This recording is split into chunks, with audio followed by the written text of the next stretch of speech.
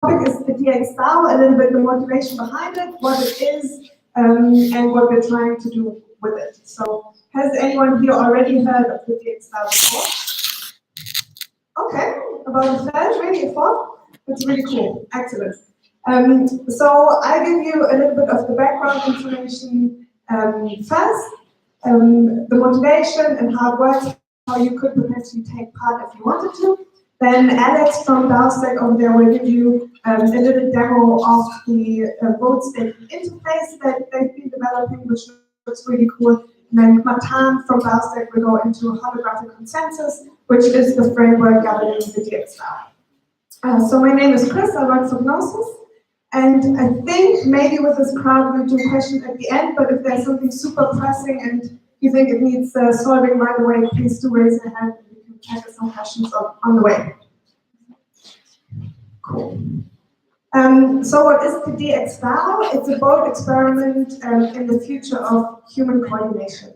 So what is the goal? We're trying to make better decisions and decentralized decisions. So let's start from the basic. What's a DAO again? A DAO is a decentralized autonomous organization for which the behavioral rule set is fully hard-coded into smart contracts. So essentially, it's a new governing framework based on inputting proposals and voting, where then the result is automatically executed based on the rules that are laid down in the smart contracts governing the DAO. Why are DAOs so important? Well, they enable decentralized coordination at large scale, and they are really needed to have decentralization at every layer of the stack.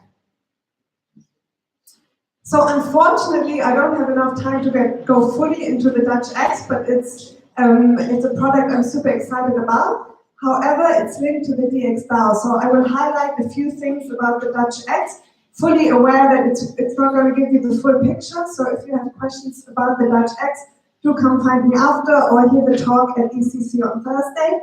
It's a trading protocol for ERC20 tokens, which is based on the Dutch auction mechanism. So takeaways here are it's not order book based. It's based on the Dutch X, which we think is a fairer price finding mechanism. It's also fully on-chain, and we are not extracting any value from the protocol. Anything that's levied as liquidity contributions is actually kept within that ecosystem.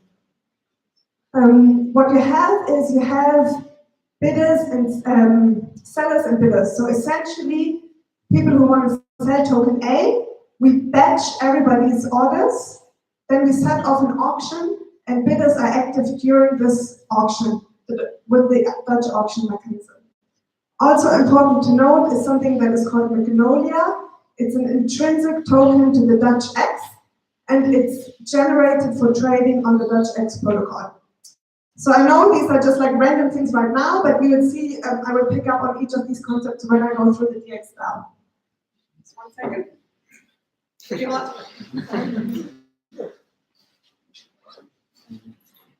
Okay, great. So first question, why do we need a DAO for the Dutch X? It's actually going back one step. How do they relate? The Dutch X would be the first protocol that's governed by the dxDAO. So the first step. And we think it's the next step towards full decentralization, which was the goal that we set off doing when we created and designed the Dutch X. But now let's go into detail. Why do we really need it? So one of the core value propositions of the Dutch X protocol is that it actually offers a global liquidity pool for its participants. Meaning there's only one protocol, but there could be many instances of interactions with the protocol, many interfaces, other smart contracts built on top. So what we've designed when we designed how the smart contracts work is we've implemented the proxy pattern, which essentially means we can update the Dutch X logic without losing any of the historic auction data or the liquidity, and likely it will continue working with anybody who's already built on top. Upgrades could be important for many reasons, changing technology, but also adapting to regulatory requirements could be some of them. So what would be an alternative to having an upgradable protocol is to have a redeployment of the new smart contract code every time there is a change. But this is exactly what we're trying to avoid, because we don't want to split the liquidity when then people will newly integrate with new code. So this is something we try to solve with this proxy pattern. Additionally, for the Dutch X, there could be some parameters that need more frequent updating. And for example, what we call the whitelist. These are just tokens that generate the Magnolia. So a list of tokens when traded on the Dutch X that generate this intrinsic Magnolia token. They are whitelisted. This needs probably more frequent updating.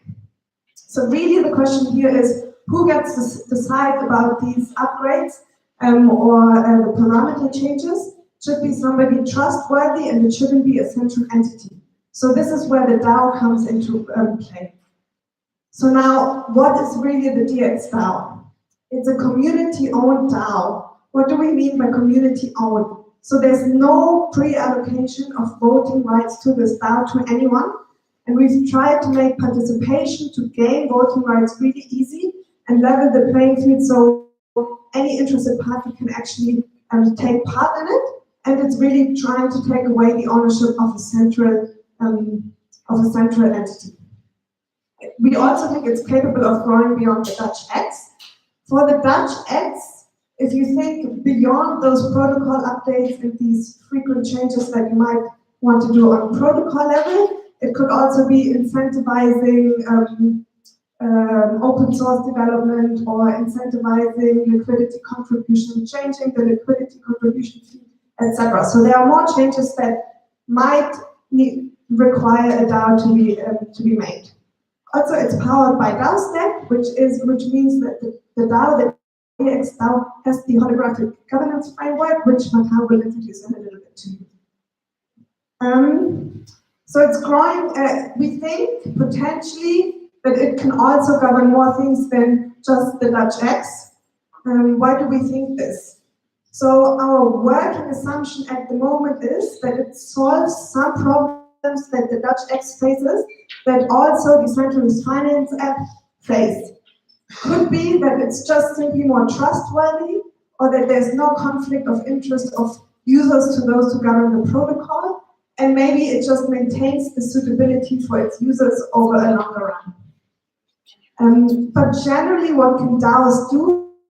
So they can do anything that is fully on-chain, like participating on prediction markets, trading on fully on-chain exchanges, they can put out bounties, they can actually do a lot of things, anything but off-chain permission, trading off-chain permission assets. So now probably a pressing matter or question to all of you, who governs the dxDAO? And the answer is, it's the dxDAO reputation holders. So right now there are none, because the dxDAO yet doesn't exist, but it will soon. And let's go into reputation just for a little second, because I'm sure Matan will pick it up again. Reputation is what grants the voting power in the specific DAO. So the dxDAO reputation grants voting power in the dxDAO. It's also non-transferable. It's not a standard token you can transfer. It's attached to one Ethereum address. So reputation gives the reputation holder the right to vote on proposals, and only reputation holders are able to vote on proposals. Also, the amount of reputation held translates into power, so it's not one vote by address, but really the amount of reputation is relevant. So now you might wonder, so could be cool, how can I participate? You can stake your vote and earn initial reputation, which is the voting power. We've designed it in the following way. So it's important to note first that there has not been any pre-allocation to anyone, so everybody can take part and is kind of treated equal. There is at first a million reputation distributed, and you can earn reputation throughout a 30-day limited and fixed time period, which we call the vote staking period. Within this period, there will be 4 categories. I will leave out this one because this is something we've allocated for the dxDAO to decide post this period. But these 4 categories, I want to go into detail a little bit so you understand how we've designed it. Also important to note, we've tried to allocate an incentive for those who are actually trading and providing liquidity onto the dxDAO protocol, because it will be the first protocol that the dxDAO will govern. So let's look at each of these categories in turn. Lock ETH. What does this mean? From this 1 million reputation, a fixed amount of 80,000 will be allocated in this category. The user may come during this 30 days to the vote staking interface that Alex will introduce in a little bit to you. They will put in the amount of ETH they want to stake for the duration, also to be chosen by the participant, which can be up to a year. Okay, so the reputation score for this participant is calculated by duration times amount. Important, it's really an opportunity cost because they're just locking the ether, they're not using it, they will return after the time indicated to reclaim this ether. Locking in ERC actually works exactly the same way as locking ETH, except that to make it comparable, the ERC20 token with yet another ERC20 token, we translate it into the ETH value, for which we need a price. This price feed we actually take from the dxDAO protocol I introduced to you just before, really briefly. For this, the token, the ERC20 token, needs to be whitelisted and traded on the dxDAO. So this is kind of another requirement for locking an ERC20 token. Otherwise, it works the exact same way. You lock it, you say the amount, you say for how long, and you come back to reclaim your locked token at the end of your indicated period. Then there's a third category. It doesn't quite work as first two. It's registering your Magnolia account. Magnolia, I mentioned, is what is generated to your account for trading with your account on the dxDAO protocol. So it's really something that's intrinsic to the dxDAO. For this category, you're not moving a token, but you're registering your account that it also counts towards reputation. You can do this anytime during your vote staking because we only take your Magnolia amount at the end of the 30 days. So that's relevant to note. It's also not used. So this is 10 different auctions, each with 10,000 reputation, and these auctions last 3 days each.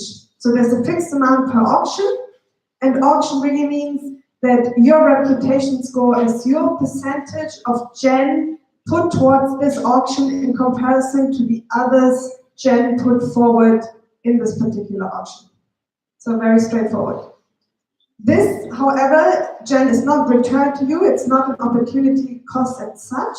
The gen actually then goes towards the dxDAO because the dxDAO also needs some funding initially because, as I mentioned, the DAO can already do various things, but it needs funding, for example, to pay for open source development. So this is just a little pie chart for an overview of how we would like to distribute the initial reputation in this vote staking period. Some further things to note for this stake your vote period. Each of the categories is separate, meaning that the absolute amount of reputation put towards it means that you are in competition with people taking part in the same category, okay? All your reputation, if you choose to take part in one or more, your reputation accumulates across all categories. And you may take part as often as you'd like during the 30-day fixed period. However, obviously, Magnolia registration is only needed once because we take your final amount of Magnolia at the end of the period.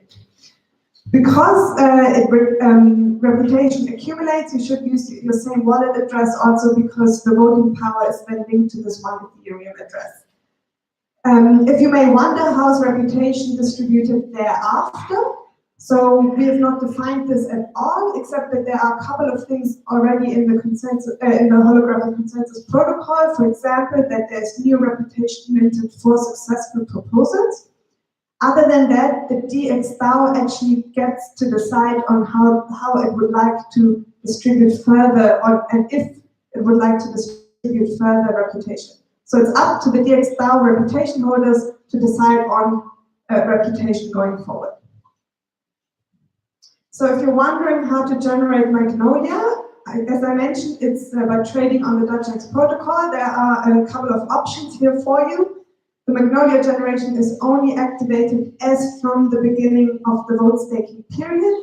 You can use the CLI and you can find all developer resources and read the docs, the first one here.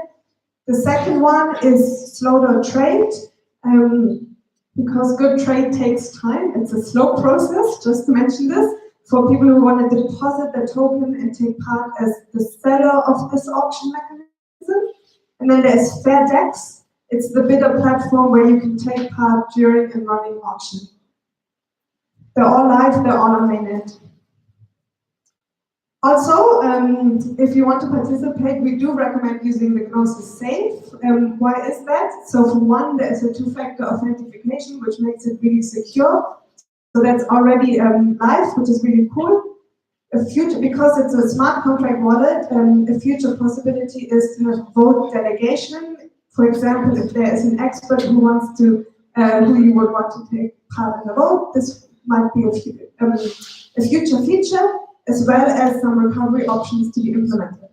Actually, Toby in the back there is having a talk at ECC tomorrow if you want to hear more about the Gnosis Safe. So what's the best strategy to take part and earn lots of reputation? Well, really, this depends on what everybody else is doing. There's no really no answer for this. However, there might be a few things you would want to consider. So one is, would you want to lock down ETH versus an ERC20 token? Would you first want to trade with the amount that you have on the DutchX versus locking it right away and then just lock it at the end of the period and also register your Magnolia that you've earned? Then would you rather have the opportunity cost of locking a token than spending it on a gen auction?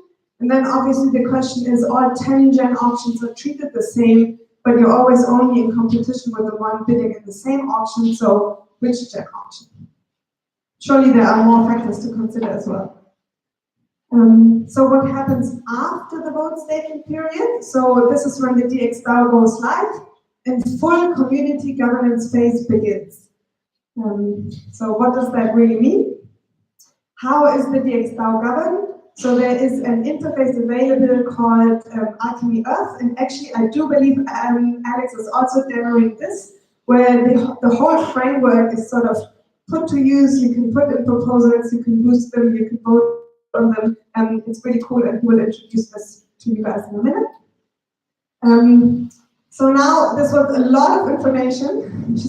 I'm going to try to do a full circle and show you what this actually means and how this actually all does fit together. So if we go through this together, on the left you see the DutchX. Trading on the DutchX generates this token called Magnolia. Okay, the DutchX, then this is the vote staking 30-day period. That is just limited 30-day period, a one-time happening. We need the price feed to calculate the value of the locked ERC20.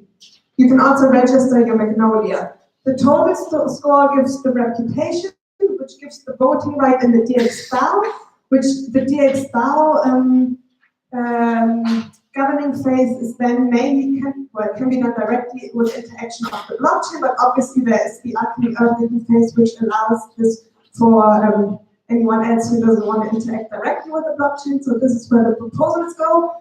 And then to go full circle, the dxDAO, based on the proposals, can then change and upgrade parameters of the DutchX. Okay, so it's a full circle, but this only happens once, this part in the middle.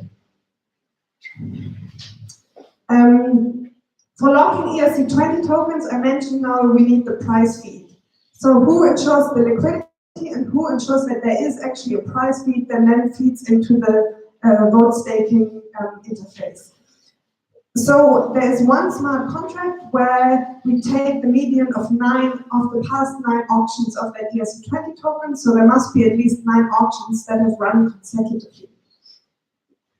Liquidity is not that easy to have on the Dutch X, but we've taken a lot of measures that it's actually trying to solve the chicken and the egg problem. What's first, the bidder, the sellers, it's a two-sided marketplace where really the network effects only kick in once there is sufficient liquidity. So I'll run you through a few things that we've done to facilitate this. So we've built these interfaces, or some other teams have also built some interfaces that I showed you before for easy participation. Also, we are fully aware that the mechanism is different to normal order book-based models, and even now all the liquidity is actually still on centralized exchanges, so we're trying to give a lot of information to other parties such as market makers. We've also written some arbitrage bots. We've also designed some open source generic minimal liquidity bots, which are used for consecutively running smooth auctions, so that they run in a expected manner. They're open source, and we do encourage projects who would like to integrate with the Dutch X or who want to list their token on the Dutch X, which is totally permissionless and open, so anybody can do this. There's nobody saying, no, this token cannot be listed. We do encourage those projects to also have the generic minimum liquidity bots running on their token pairs. The two things I highlighted here for the reason that they are actually happening right now. So the large volume DAI auction is essentially something where we as Gnosis said, we would like to fund 10 DAI auctions, each with 100,000 DAI to be bought with Ether, for the purpose of demonstrating that the Dutch auction mechanism works really well for large volume orders, and to additionally give an incentive for people to start building on top. So one of them is actually running live right now. Is it still running somewhere? Right? Yes, is it close? Yes, it's running, yes. Okay, so if it's still running at the end, we can have a little preview and see how the prices are moving. And then there is a ERC20 pooling contract, which will be really useful during the vote staking period, because people who have an ERC20 token but don't want to trade continuously on the Dutch X can just deposit it and the contract does that for them. So when is this happening? I sort of want to say soon, but before this we have, so the Dutch X has had a couple of security audits which went really well. We've been live on mainnet for a long time now, and there's also an ongoing bug bounties where nothing has been reported. For DAOStack, this is similar. There's a second security audit ongoing right now. And until we then go live, we also had a demo version to try it on mainnet. Unfortunately, that just ended, but you will see the vote staking interface in a bit anyhow. Then we will commence this 30-day limited period. And after this, it's the governance phase. And really important, if there's one takeaway for you today, I really want it to be, it's not a Gnosis DAO, it's also not a DAOStack DAO, it's really a community-owned and governed DAO. And Gnosis and DAOStack will step back to establish the dxDAO as a neutral Web3 infrastructure. So this is very important, we're not doing this for us. Okay. I think I'll take questions, if there are any. Thank you.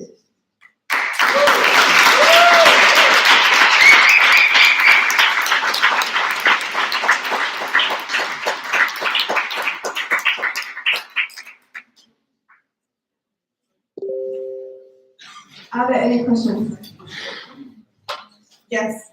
Why do I want reputation? Why do you want reputation? So that depends. Could be many reasons. You're curious for one, but no. So essentially, reputation gives you voting rights in the dxDAO, and the dxDAO gets to govern at least the Dutch X. So you might be interested in that. You might also be interested for it to govern more protocols. I mean, is there any financial incentive to govern the reputation? That's for you to decide. Yes. So what's next? in your opinion or your team's opinion, needs to happen for mass adoption on this project? So that's a really good question. The question was, what needs to happen for mass adoption?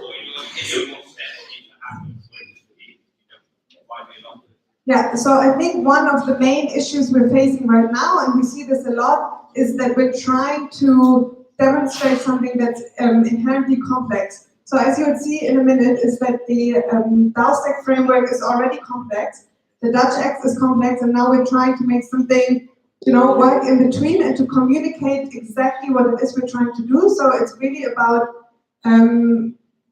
doing a good job in communicating exactly what it is that we're doing to have this mass adoption. Obviously, mass adoption outside of the blockchain world is not something that we're targeting at. So mass adoption for us would be, 1,000 different addresses owning replication, for example. Got to start somewhere. So we also understand that the system is not why is there's still financial. The more you have, the more you. If it doesn't work, yes. So we've labeled this an experiment. There's a really real chance that it doesn't work. We hope it won't have to be the one that is governed by the DAO. Yeah. Couldn't the reputation system be gamed if one party is selling an obscure ERC20 token at a really high price to themselves, 9 times, and then they get. So the question was if it can be gamed with just a fake ERC20 token. The answer is no, it shouldn't be possible the way that we've designed it, because blocking an ERC20 token is only possible for whitelisted tokens on the dxDAO, and whitelisted are, I think, around 40 tokens, which can be used for staking. Question? Any more questions? Yes. What's to stop a criminal syndicate, to validate these transactions and validate these transactions? To stop who? Sorry. What's to stop a criminal syndicate? Yeah. So criminals who are maybe laundering money or whatever, validating these transactions themselves and validating dirty assets. Oh, for the whitelisted. So somebody just whitelisted. No, so essentially the whitelist will be set on the protocol before the governance phase starts, and then upon governance phase, it's actually up to the dxDAO, because it's one of the parameters that I mentioned before that might need changing. And yes, it could be that the dxDAO makes a wrong decision and whitelists a token that potentially shouldn't be then, but probably then adoption would stop at this point. But yes. So looking at the token reputation goals can also sort of change the reputation or inflation of the reputation in the dxDAO. So more reputation being added. They are in charge of distributing the further after this initial period on how it's being distributed, but I believe there's 3 instances in the protocol where reputation is newly minted. I think one of them is for successful proposals, and then if a pre-boasted proposal, I think the reputation holders from that were wrong will get the ones of them that were right, something like this. But I'm sure you will explain that this in a little bit. Yeah. Are you going to talk through the auction that just ended, or Did it just end? Well, the one that ended 22 minutes ago, which is a weak guy auction. Yeah. And so that ended 22 minutes ago, and yeah, so I just have some questions about that. I don't know if you or Stefan is going to talk us through it, right? Yeah, I think so. Yeah. Still good. Yeah. There is currently a live chat with Martin, our Gnosis CEO. So if we have time after this, we will stream it. Okay, that explains definitely doing something wrong. Cool. We can do more questions because I think there will be some answered by Martin now. Or actually, we'll do your interface first. So Alex will introduce to us the vote staking interface.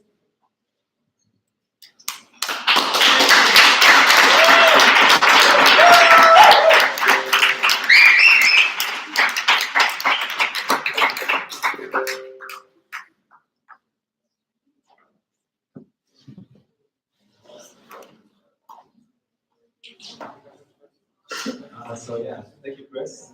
You've actually done most of the work for me. So thank you for that. Speak up. Can you hear me all right? Yeah. That's great.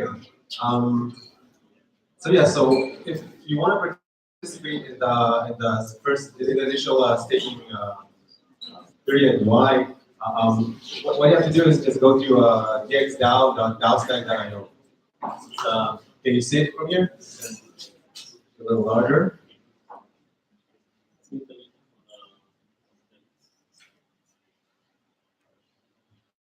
So this is where you have to go, right? dxDAO.DAOStack.io. When you get here, at the moment, it's just a very simple landing page. You can't really do much now. But you can read a lot about the white paper, the walkthrough for the staking UI that I'll be kind of demonstrating now, and read a little bit more about the mission and what we're going to do with the dxDAO. But once the staking period starts, you'll be able to come to this page. And now we have this big disclaimer, which we can actually.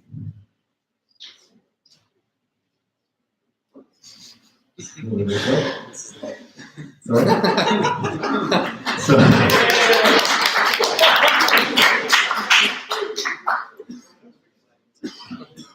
But once you get here, you'll see that the UI actually changes a little bit throughout the whole staking period.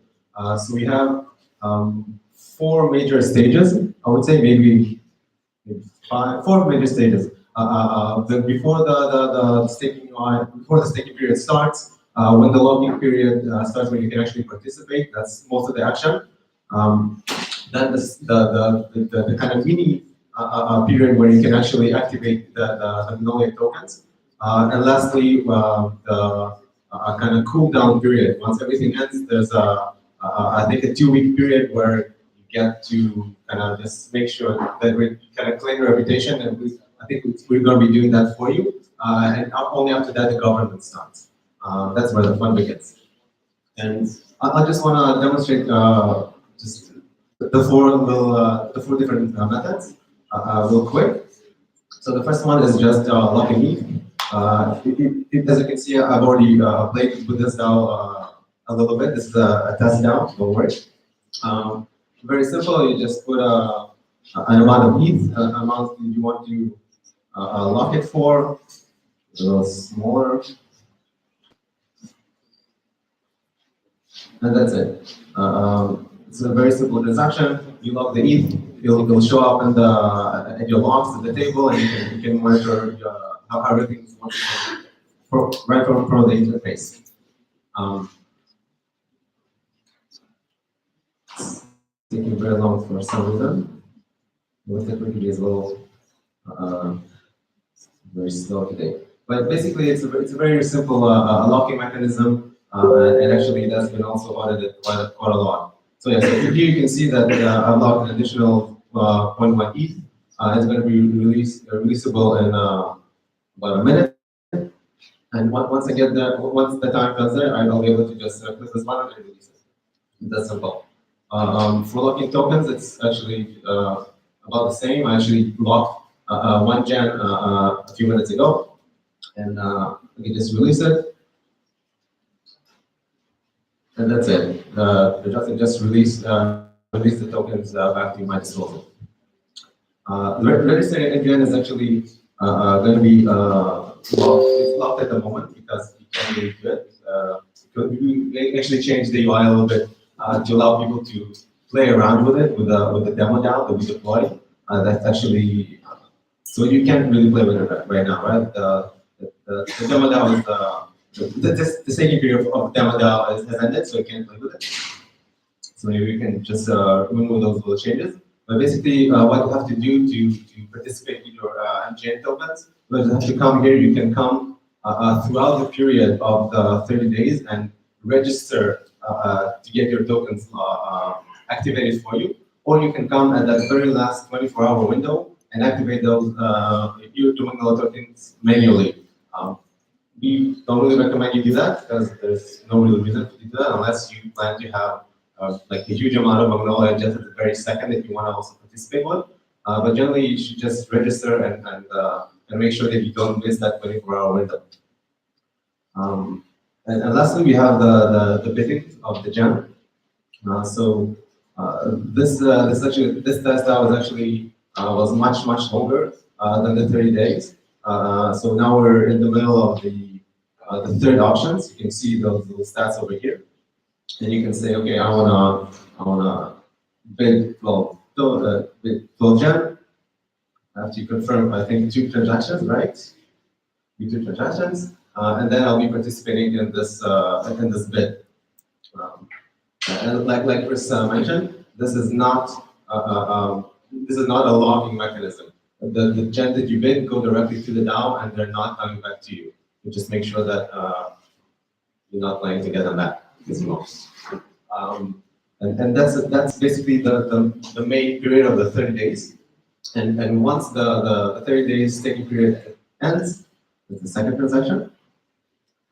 Once the 30 days staking period ends, you can just scroll all the way down and see your voting power distribution. Basically list how much reputation you got in each category and the total of all of them and the percentage of all the reputation that's being claimed. And that's it. That's basically the staking UI.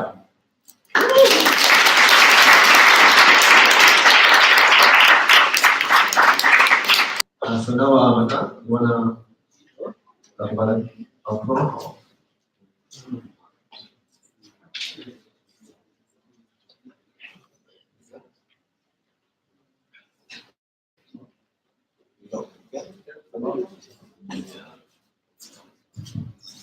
Okay, good evening, everyone. So, just to get a little bit of acquaintance, my name is Matan, and just to know something about you guys. So, who came out of Paris today or yesterday? And who's from Paris? Okay, majority of outsiders. That's good. That's exciting.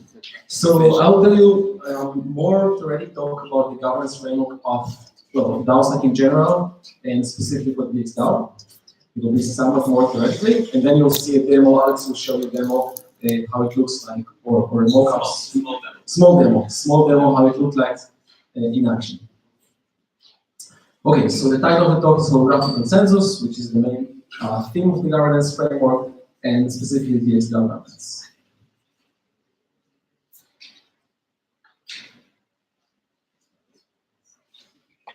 Okay, so that's the first question. Will the dxDAO be the first large-scale DAOs? And secondly, why should we care about that? Like, what's special about large-scale DAOs? What do we mean by large-scale DAOs? Okay, so firstly, large-scale DAOs, do I have a pointer? Yeah. So large-scale DAOs is large-scale in several senses. So on one hand, we mean by large-scale DAO to have a large number of decision makers, or as we call them, voters. Now, when I say large number, I really mean in effect. So, for example, if we have 1,000 voters, but 10 of them hold 55% of the reputation, I will not count that as large number of voters. But if, for example, we have a minimum of 500 autonomous agents or people holding 50% of the reputation, then I would say that this is a large-scale DAO. Secondly, we assume to have large number of engaged agents, as we call them, proposers. So many people may have many ideas, and you will bring those ideas up. And finally, large number of proposals to decide about. So that would be the governance throughput for that DAO.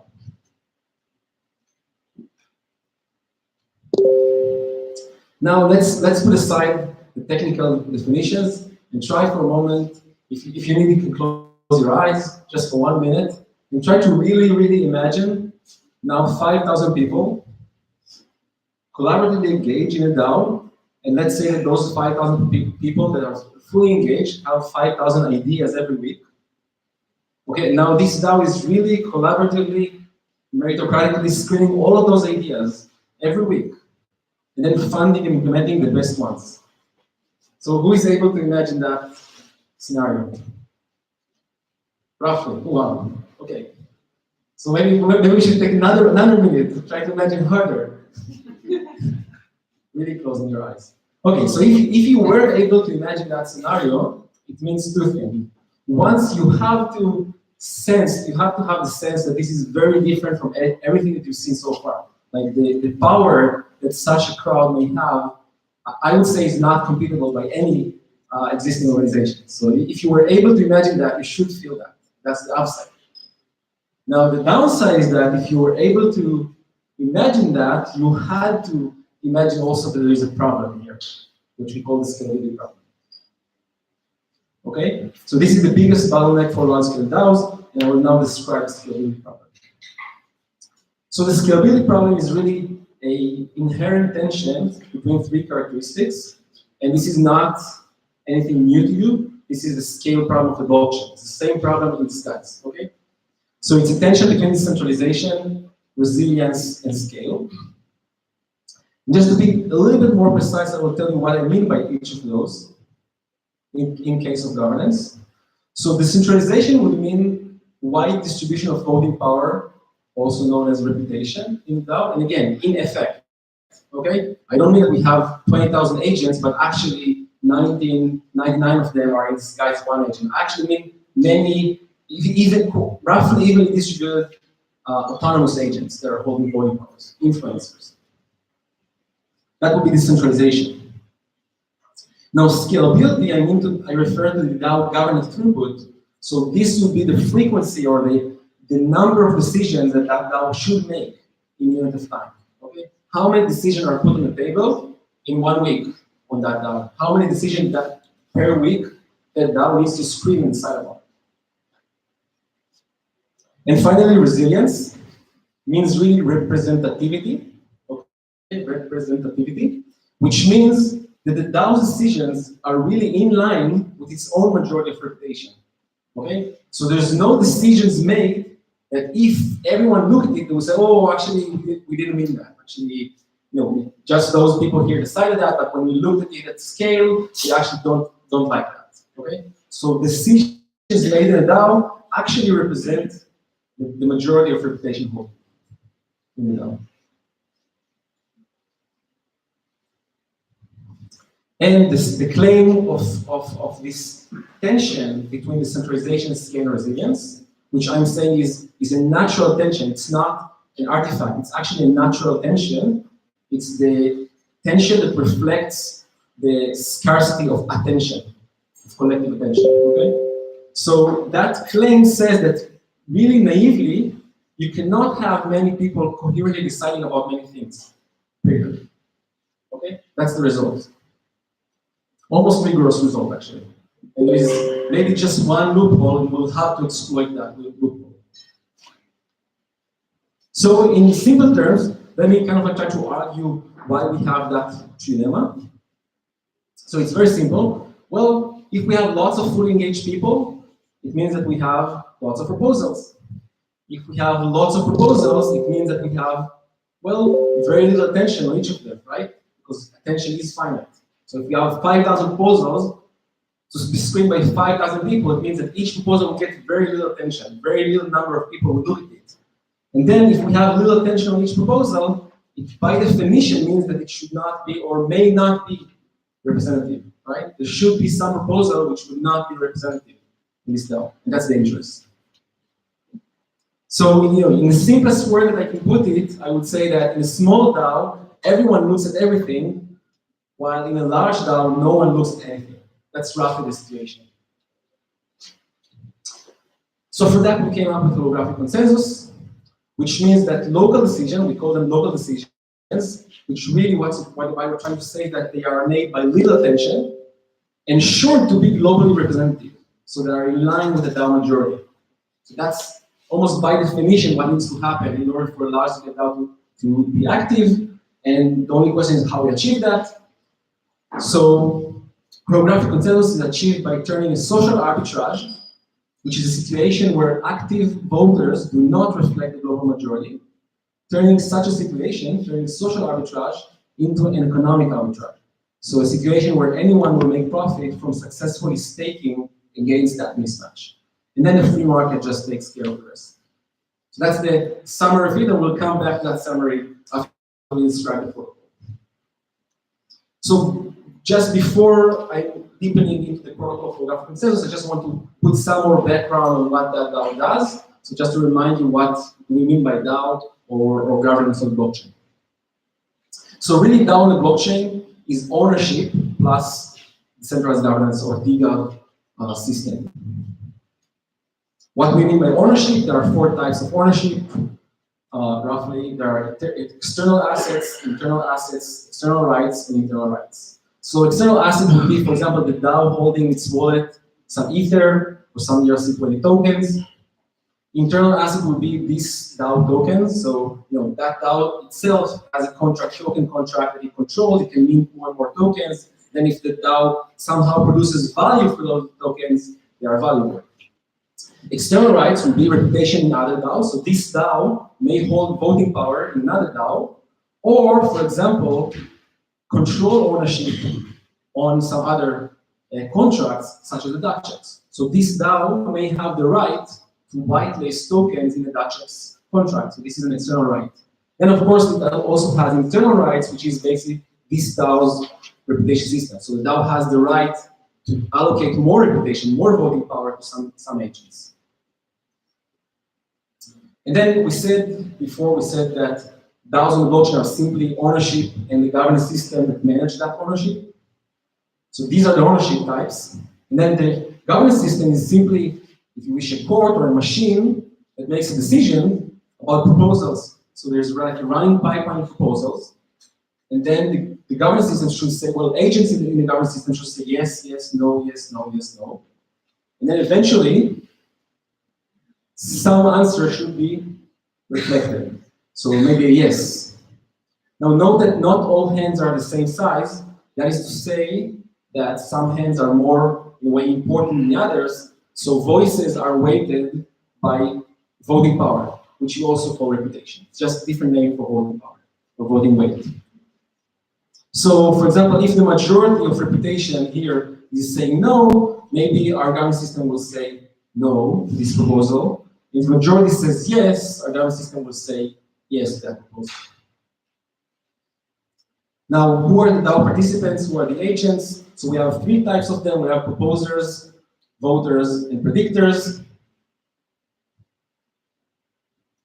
Let's go over each one of them. So proposers make proposals. They just propose things for DAO to do. So they propose to allocate 20 Ether for the contributor of this white paper, for example. Voters approve or reject those proposals. So they vote yes or no, and maybe there could be also proposals that are not necessarily yes/no questions. But in a yes/no question, voters will say yes or no to those proposals. And finally, this is the new element. There are predictors who are merely predicting whether a certain proposal will or won't be approved, will be approved or rejected by the voters. So know that the predictors has nothing to do with voters. In the sense of incentive. They don't say what they think should happen as the voters do. The predictors merely say what they think will happen, what they think the voters will decide. So slightly more deeper, proposers, anyone can make a proposal. Any proposal. You don't need to have reputation in dxDAO to make a proposal. You can propose anything. Someone asked whether it will be valuable to hold reputation. Yeah. So the answer is that it's actually the DAO will decide that. Because, for example, the DAO can decide the day after the launch, the DAO can decide to take all of the trading fee from the DAOchecks and take a cut to itself and maybe distribute to reputation holders or something else. So the DAO really will decide whether to remunerate reputation holders or not, or basically anything else. So anyone can make a proposal, and any proposal, basically, any proposal that the DAO can sustain. Now, what do we mean by can sustain? There are different governance schemes, and you'll see that maybe in the demo, I'm not sure. There are different governance schemes that allow executing different kind of proposals or the same proposals under different kind of conditions. For example, there may be one scheme that allows to offer, to propose reward remuneration of tokens or of Ether to contributors. While there is another scheme under other conditions that allows people to propose to change the protocol itself.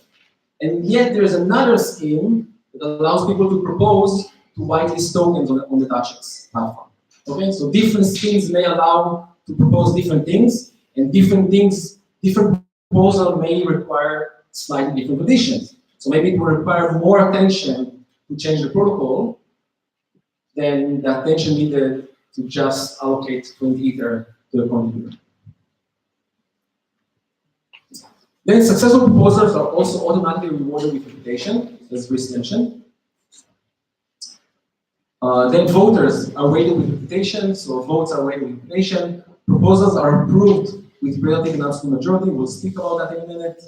And finally, and that's the other thing that Chris mentioned, early representative voters. So representative voters will be those voters who retrospectively voted as the DAO voted. So they voted early before they knew what the DAO would say, and retrospectively it says that they voted along with the DAO. So we will call them representative voters. So representative voters that voted early will gain reputation on the account of early non-representative ones. Okay? And this everything that's said here is parametric, so the DAO can decide to shut down that mechanism, for example. That triggers reputation flow. And we can discuss why that's good or not good. Then finally, predictors. Anyone can place a prediction on what voters will decide by staking Gen tokens. You can upstake Gen tokens if you think a proposal is going to pass. So upstaking means that you are staking tokens on the fate of the proposal, and you are claiming that it's probably going to pass. That's upstaking. And downstaking will be claiming that it's not going to pass. Then the right predictors. Right means that whatever they predicted indeed occurred. So if they predicted that it will pass, it actually passed. So right predictors win the gem of the wrong ones. So it's a zero-sum game. But in order to trigger predictors to actually start the game, the DAO needs to create a non-zero-sum contribution, and that happens by the DAO downstaking each and every proposal, which we call it the DAOStack.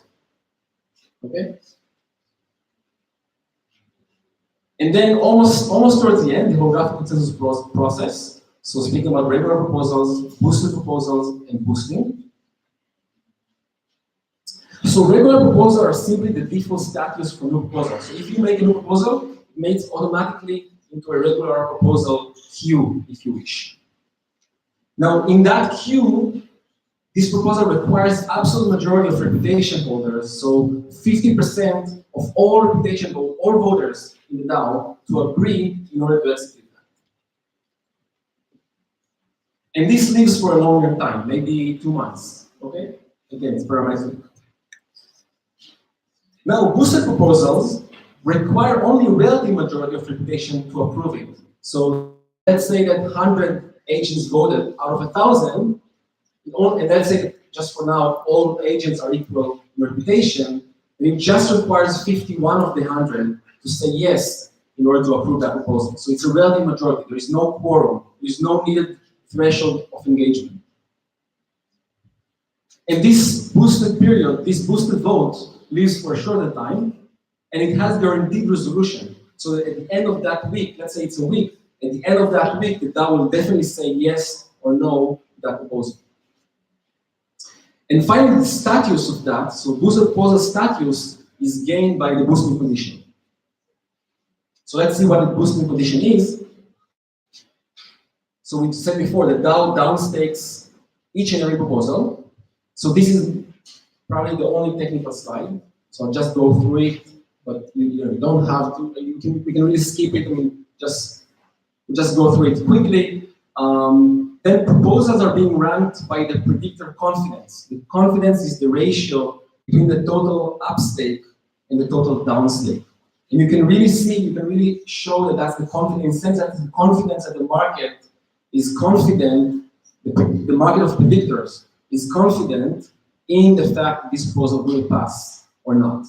So if this is 4-to-1, it means that the market thinks that there is a 4-to-1 chance that this proposal will pass. So it's the confidence level. And that's including the DAO downstairs. Now, if the confidence is sufficiently high, if enough people or enough stake is predicting that a certain proposal is going to pass, and this is the formula, we don't need to get into it, continuously for some time, so for like 24 hours, continuously in a row, the DAO thinks that the predictor network thinks that this proposal will pass, only then it gets boosted. And just as a remark, this NB is the number of currently boosted proposals. Again, I mean, unless you ask, I won't get into details of that one. So almost closing, just to say, to argue two things. So firstly, to argue for, I said before that we argue that the holographic consensus produces representativity. That's like the whole gist of it. So why it produces representativity? So it's fairly simple. A proposal can only be decided by relative majority. And remember, relative majority is really the risking factor for non-representativity. If you approve something with absolute majority, it's by definition representative. But if you approve something with relative majority, you have the risk of non-representativity. So a proposal can only be decided by relative majority if it gets boosted. On the other hand, if it got boosted, it can only be boosted with sufficient upstakes, at least relative to the DAO stake. To the DAO, this is not DAOStack, this is DAOStack. It's autocorrection. So in relative to the DAO stake or the DAO downstake. Okay? It may be more if more people downstake, but even if just the DAO downstakes, then you need to have sufficient upstake in relative to that. But once you have sufficient upstake, there is increasing incentive to other people to downstake if they think it will not pass. If it's sufficient, it's enough that one person will think that it won't pass, he has the arbitrage, he has the economic incentive to bet against that. Now, a non-trivial proposal, which means a proposal that is not clearly passing or not passing, has predictors staked on the two sides of its fate. Those predictors have the incentive to call out voters who may shift the voting outcome as long as the proposal is boosted, if they think it doesn't reflect the global majority. So if it occurred that there is a social arbitrage, if it occurs there is a process that seems to converge on the wrong place, so people think that this one should be approved, while this process seems to go to rejection, then those who are staked on that fate has the incentive to call the voters they think will shift that outcome. It's a logical argumentation. And finally, there's quiet ending thing, which means in the final stage of the voting period, so in the last 2 days, for example, you have to have those last 2 days quiet in the sense that the outcome of that vote should not shift from a yes to no or from a no to yes, which means that you are allowing for saturation of votes.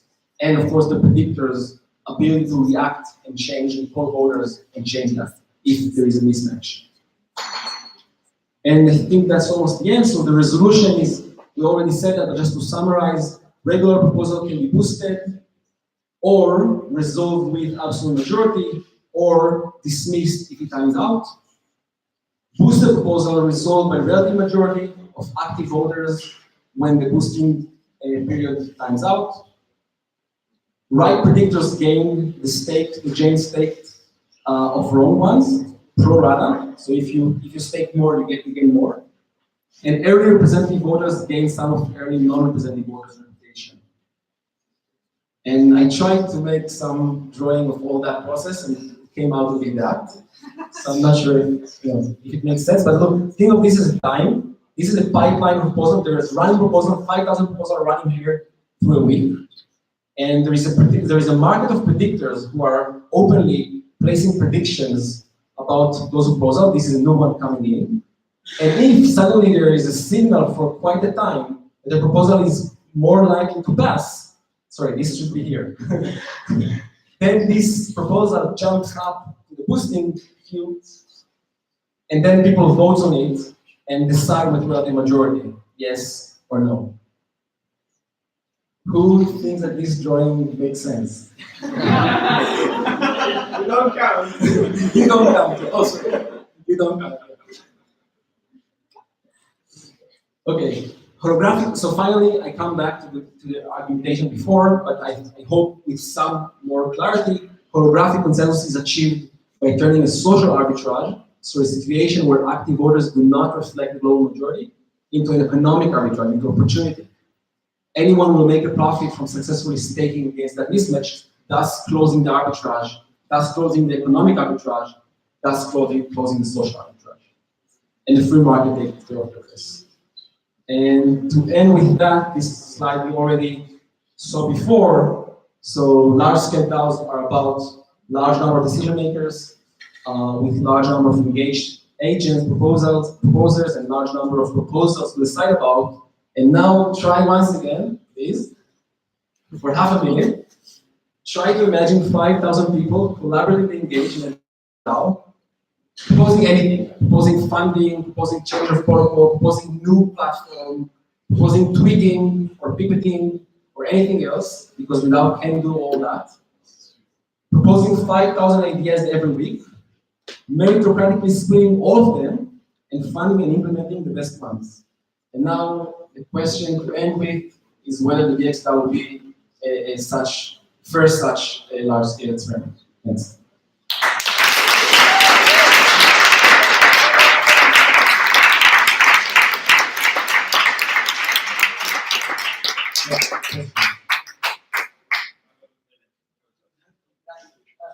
Is there a danger of pollution? There are parties who own a lot of DAOstakes, and they collude with each other to reach on something that they will turn down. So to be more precise, collusion of stakers or collusion of voters or collusion of stakers with voters? I think that these parties could decide to vote down a proposal, but still benefit from the proposal by this. So I'll try to answer. Collusion of voters always exists in a DAO, always by definition. It's called a 51% attack. In blockchain, you have 51% attack, but I will say it's not an attack. If 51% of voters decided that should be a yes, that is the mind of the DAO. The mind decided yes. It's not an attack. It's the decision of the DAO. Okay. So there is no, in a way, 51% attack or collusion of just voters. Now, let's now speak about collusion of stakers. If all stakers now upstaking something to overhype it, they're just increasing the incentive dramatically for anyone to detect that and bet against that and make all a lot of money. Okay, so if people are trying to collude in terms of staking to one side, it's anti-fragile. They're just increasing the incentive to bet against them. Now, finally, we also discussed about collusion between stakers and voters. But if you run that logic, you see that it's just equivalent. It has more, in a way, incentive, but it's equivalent to collusion of voters. And again, if 51% of the reputation holder decide to be evil, that DAO will be evil. But more importantly, that DAO will die really fast. Yeah, so I've got two questions basically. One of them is, has any thought been given into the secondary market for the proposals? Because anyone that has or thinks that they've got a decent idea will want as much hype and as much attention to their proposal when it goes into voting. So that's why I think also the idea of boosting is very good. But you said that you'd leave it open for a week. Perhaps a week might not be long enough either. So they'll be like a bit of like a pre-ICO sort of phase where they want to get as much attention as possible and say, right, on the 15th, we're going out for voting. Yeah, so that's a really good question. Firstly, everything I said is parametric. So the DAO can decide about parameters. And in fact, we've already, we'll launch it with some parameters and DAO can change them. Yeah. And different schemes have different parameters. For example, it will take a DAO about a day to send a tweet, but it will take 2 weeks to change the protocol. Yeah. Okay? But you expect actually a secondary market completely separate from DAO. So you could do something of this sort. I just want to say, in a way, the regular queue, the regular proposal queue, is kind of the preparation that you're speaking about, because people can already vote then. Okay. So they can pre-vote. Well, it's actually votes. It's really vote. Okay. Yeah. Fair enough. And then secondly, has any thought been given into predictive voters, right? That's what you call them. Predictors and voters. So the predictors, yeah. So has any thought been given into the predictors because they have a unique economic or financial incentive to predict that it is going to get voted in or it's going to be declined. That is gambling and that is lottery. So you're being captured by gambling regulation. It's not lottery. It's not different from traders. When you invest in a stock, right? When you invest in a stock, you're really predicting that that stock will go up. It's completely equivalent, just social trading. Yeah, but you're gambling. You're not gambling. You're using your information of this DAO. So when this DAO will be Ethereum Foundation, and I call it Vitalik and ask him what he thinks, and I know that he's going to say yes. So I'm using my knowledge of that to predict it's going to So when happen. you're watching a football match happening, and you can play a bet on whatever the outcome during the football match. Right, but this is like, but this here in this football match you can speak with the player and know how they will behave. It's not me, yeah. All I'm saying is, if you're going to roll that out here in France, the financial regulation will be on top of you because the gambling. You're just going to need a gambling license. So it's a good point. It's a good point. I tend to disagree slightly. I tend to think that we should be more closer analogous to trading rather than gambling. But it's a good point. Yeah. But isn't this very similar to over and over it's not because it's a very different prediction market. In prediction market, those who predict eventually also decide. Here, the predictors are just predicting what another system, the governance, will say. That's why if you think about the logic, you see that that's why it's resilient. If you just do predictors that then also make the outcome, then it's market manipulable. This is not market manipulable because you're only making gains only if you're predicting the future correctly. So which means that you're actually counting with signals, real signals. Yes. I guess problem is not much, but I want to know if you considered response to the Keynesian beauty contest. I'm not sure I hear you. Keynesian beauty contest.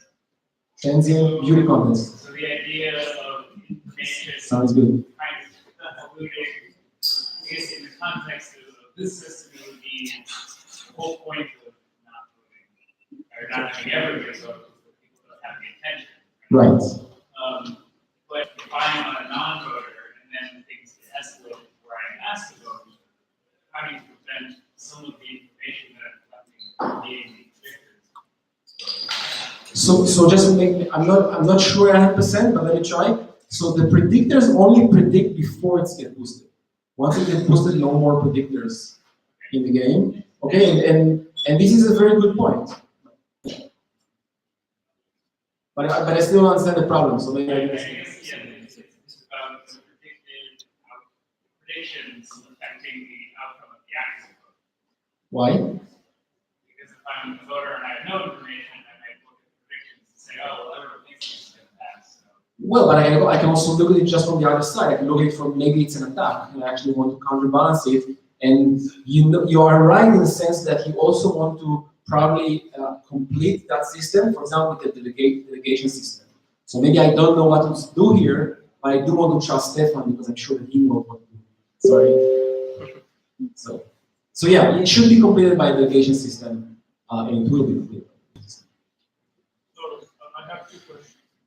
First one, if I have to review 5,000 projects and I invested into the system. You don't. But you cannot. If I invested into this now 0.1 Ether, which is 13 euro, how much time would I have to give to this DAO so that it would be beneficial for me for some reason?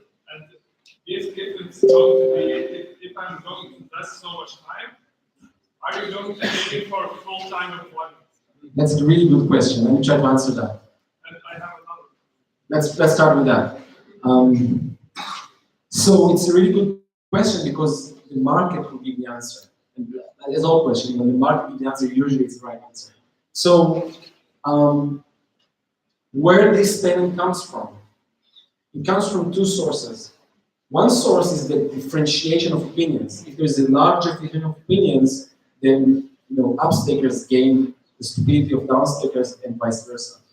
But assuming no such large deviation is, it comes from the DAO stake, the DAO downstake. So the DAO downstake is the payment to predictors to fish good proposals.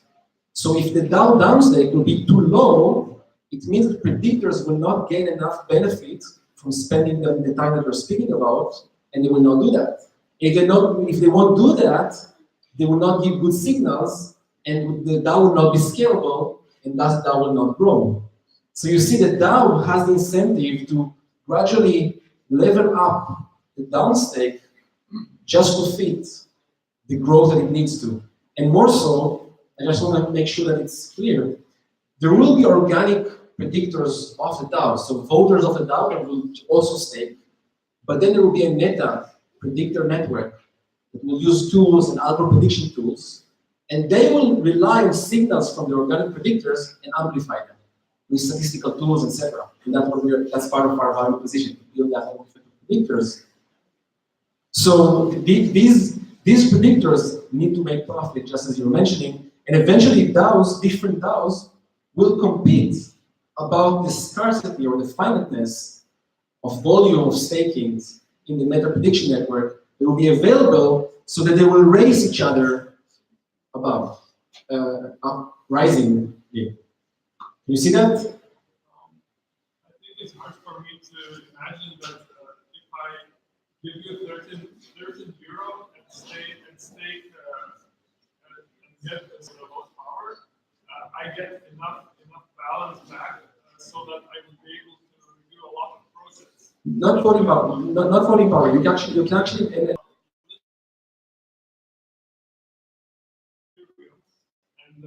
I will get power, but I will not be incentivized to review 5,000 projects per week.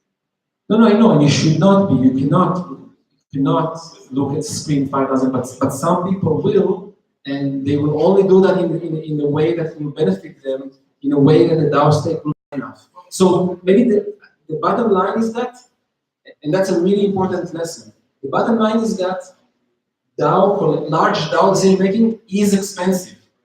The DAO will pay real costs for each proposal. It's not efficient to do stupid proposal or non-important proposal. It will pay, that's the ballpark of $100 to run each proposal safely at scale, and people will need to attend that. So to vote just for the proposal. But if you want, we can speak about that later in the morning. So what would you expect would be the validity time of this DAO? Because eventually all organizations, all voting systems get corrupt.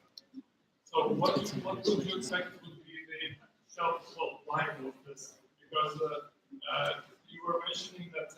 That's a really good point. But you see, that's a really good point. But we can get into social physics. I happen to be a physicist and liking social physics. But the thing is that the physics of social physics is that organizations are corruptible in a way just because they are centralized. And this is not a centralized organization, and in that sense, it's not as corruptible, or maybe not corruptible. It's not statistics, no, but never mind. I'm just saying that. Let me give another example. Some forms of structures are corruptible more than others, and finite lifetime rather than others. For example, just write the name. Write Jeffrey West. Jeffrey West. He's like the father of social physics.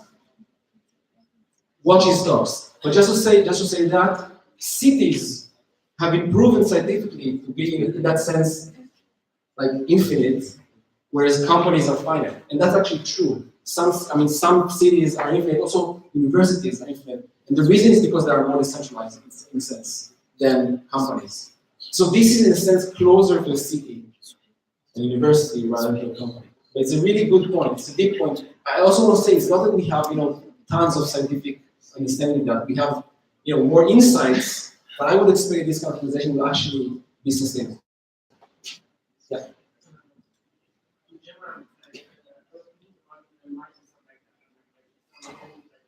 Sorry, I can't hear you. There might be some someone that is similar to so Of course. there's some key variant in a DAO that will actually protect in the case that someone will call this or everything changes. So there is always the risk of 51% attack. And that's why the DAO has an internal, inherent incentive, inherent reason to constantly widespread, to constantly push power, right? And push power into directions it knows that are autonomous, into autonomous dimensions. And that's true, and that's great actually. That's an internal inherent reason for the DAO to keep pushing power. Well, it's one decision, it's not one reason. There's another decision. Another reason is collective intelligence and resources and so on and so on, engagement, and alignment of incentives. But the DAO has constant inherent incentive to push power into the edges, which is a great thing. Yeah, so if I understand correctly, the argument for relative majority to be consistent with the absolute majority is that the stake in whatever side is on the losing side, they would, if they think that the absolute majority would be right, they would like try to call off the voters. Right. But then I'm wondering, like, I'm not like so. The experiments in like TCRs have shown that like direct economic incentives doesn't like always work. TCRs doesn't work. I agree.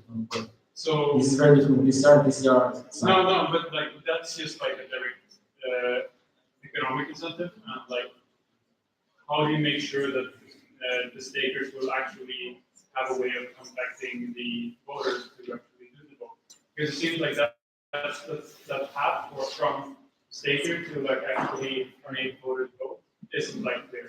That's true, and that's for the DAO to resolve that. For example, let me give you a few answers, but that's a really good point. Firstly, if DAO will have lazy voters with a lot of reputation, then DAO will be a bad DAO. It will die. That's great. Evolution will just merge up those DAOs without lazy voters, right? And if DAO will not have this path from stakers to voters, it will be inefficient and also die.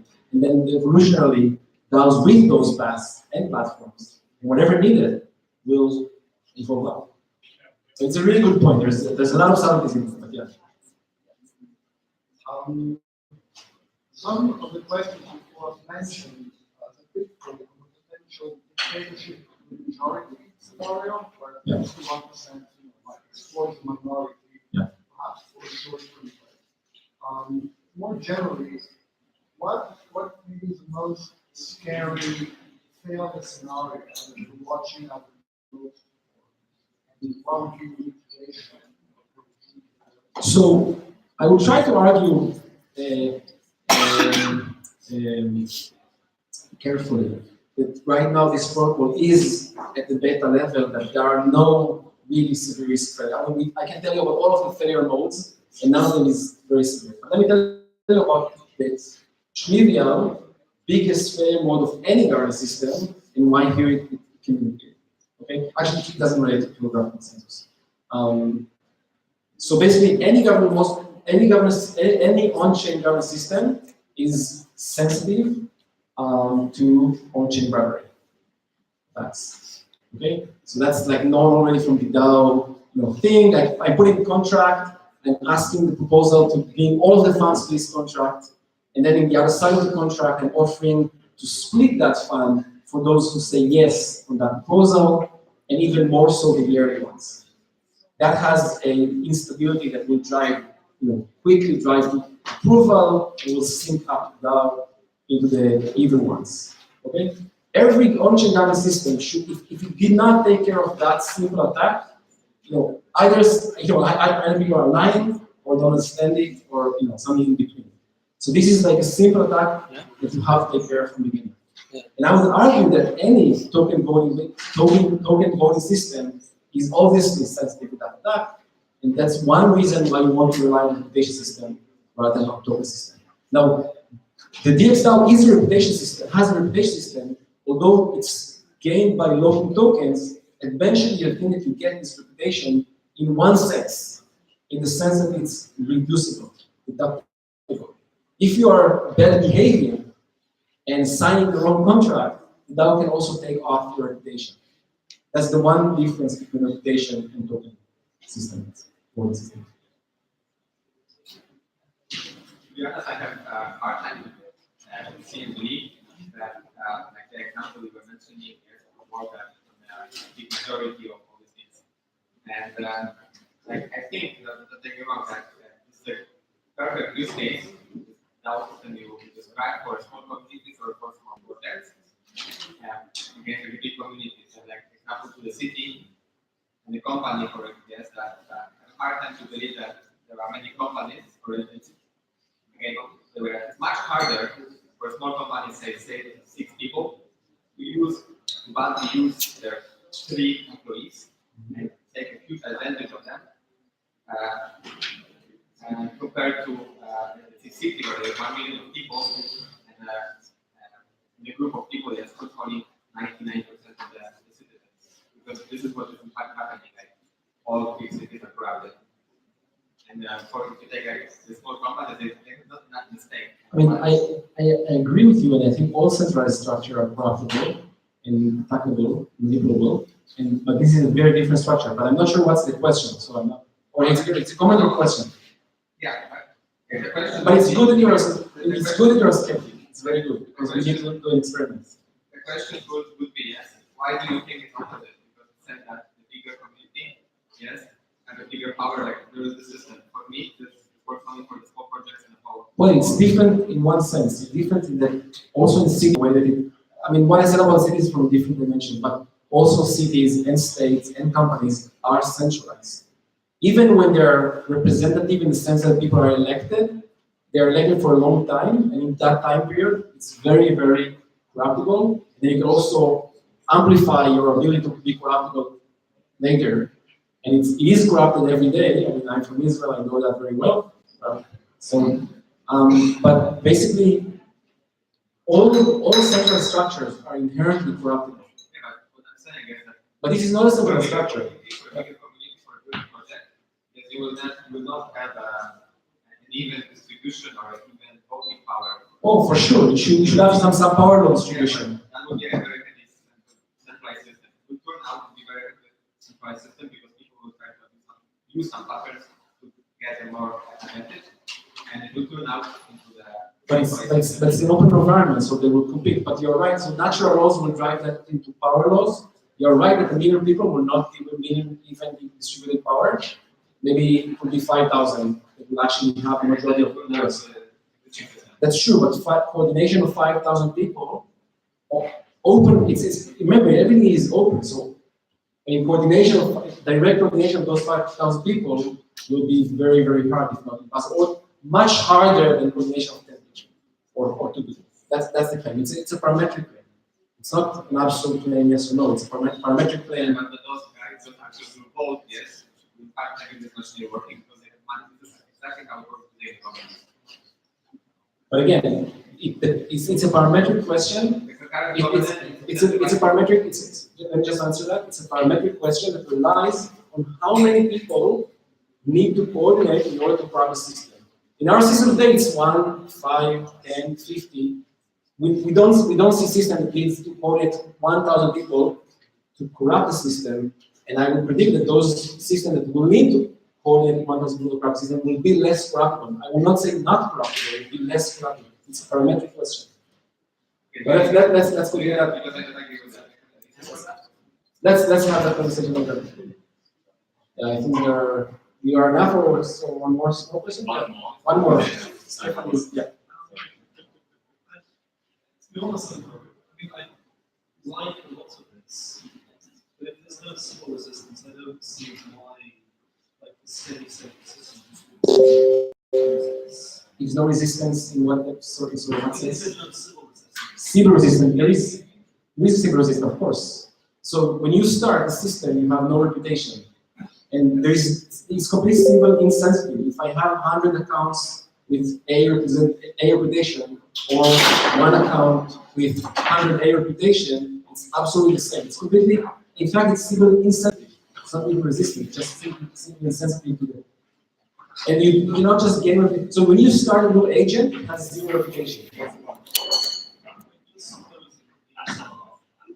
Abstract properties of agents. There's no humanity in it. No, sorry? There's no humanity in abstract properties of agents. It would be just another proposal, which is to take everything that you know that all the access to that and transfer them to that proposal. That's exactly what I described before as on-chain bribery. So that's on-chain bribery. And the answer is that, again, if majority of the DAO will be supportive of on-chain bribery, that DAO will die. And if DAO, and only DAOs that have majority that reject on-chain bribery, they have the power to then propose. The point is not about, the point is whether it's stable or unstable. I'm saying if this isn't stable, yeah. The only way that's going to be stable is by having legal rights and money suing people. No, here there's also a stability from a shilling point. If most people want to do good in that DAO, then that will create a shilling, even stronger shilling point where people know that they will create good and thus will not try to do that. And again, you're right. If there are some DAOs where majority of people will like to do that, this DAO will die out. Yes. True. If they have 51% people who want to do that, they will die. Yes, that's true. And evolutionarily, the right DAOs with the right initial replication distribution, with the right protocol, with the right ... they will evolve out. And that's why it's important not to stick to too specific in order to let it evolve and itself. And the reverse is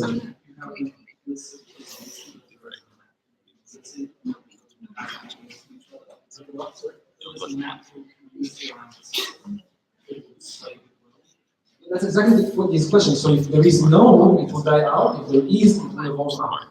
That's the point. If there is DAO that have no community, they will die out. You're right. I think community is important. Form is important. Identity to some degree is important. I'm not sure which level of identity, and the DAO will decide. It's a full identification or some history identification, etc. It's a good point, but yeah. And maybe just to put it into context with what we do. If now, so 2% of the voting rights are given to those that participate in the exchange, that actively trade. So we try already to build a mechanism that ensure that people that are participating, that have voting rights, also are actually using the product and have a better understanding of what's going on. So there are ways where you can at least try to bootstrap it in a way that you have people caring about it, which having voting rights. So for the winners that made it all the way until now, so only for you, there is also a demo of Alchemy of the interface. So I think it's, I would love to keep this conversation just right after in private, and there is a really cool demo. So just stay a few more moments. Thanks.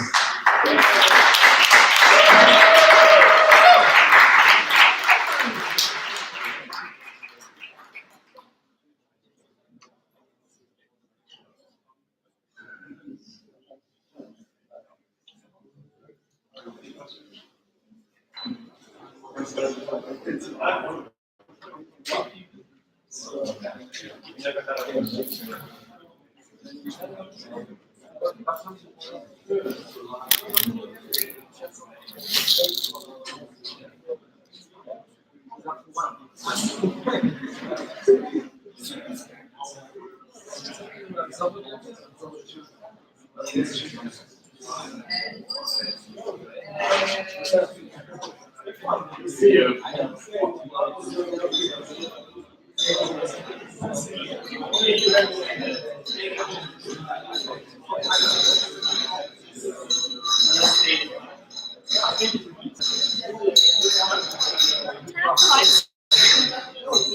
off the lights, right? Live stream. Why not? What? So the dxDAO. Okay, but I can. You want to tell me?